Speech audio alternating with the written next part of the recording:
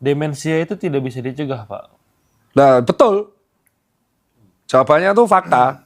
Setiap manusia di muka bumi ini semua akan mengalami penuaan. Ya, makanya ada jurusan spesialis geriatri. Ya. Pada dasarnya buat teman-teman sekalian, semua manusia di muka bumi itu akan mengalami penuaan. Ketika terjadi penuaan, itu terjadi penurunan fungsi pada sel tubuh. Kulit jadi mengerut, folikel rambut akan memudar, fungsi paru menurun, fungsi jantung menurun, dan semua fungsi menurun termasuk otak. Otak kita ini besar. Kalau nggak digunakan jadi kecil. Maka buat teman-teman yang saya memahami yang kalau di medsos asbun, otaknya memang kecil. Tapi ada juga orang cerdas yang berpura-pura otaknya kecil. Hati-hati, ngetrol tuh. Jadi otak kita itu semakin tua juga volumenya semakin kecil. Nah, karena volume otak semakin kecil, maka akan berkompensasi di memori. Akhirnya terjadilah pengurangan kemampuan untuk mengingat masa lalu yang panjang, namanya amnesia retrograde, sama sulit untuk mengingat masa yang baru-baru, namanya amnesia anterograde. Nah, yang terjadi adalah, ya terjadi demensia.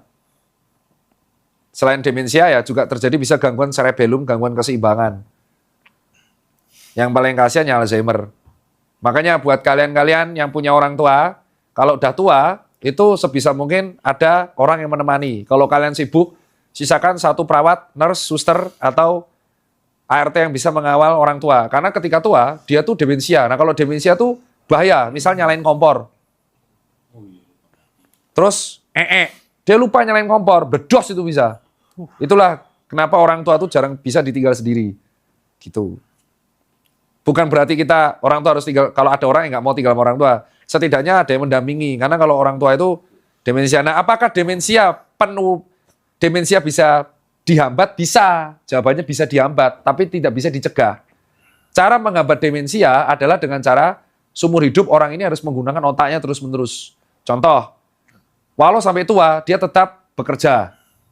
Atau melakukan kegiatan yang berpikir. Catur, terus bekerja kayak ngitung-ngitung, membaca buku. Nah itu akan membuat otaknya terus berpikir sehingga penurunan demensianya akan semakin berkurang. Dan lucunya, ada kaitan yang erat aktivitas fisik yang rutin dengan mengurangi kemungkinan demensia muncul terlalu cepat. Jadi untuk orang-orang yang rajin olahraga, itu justru akan membuat otaknya juga semakin sehat. Itu jawabannya ya. Jadi otaknya berotot.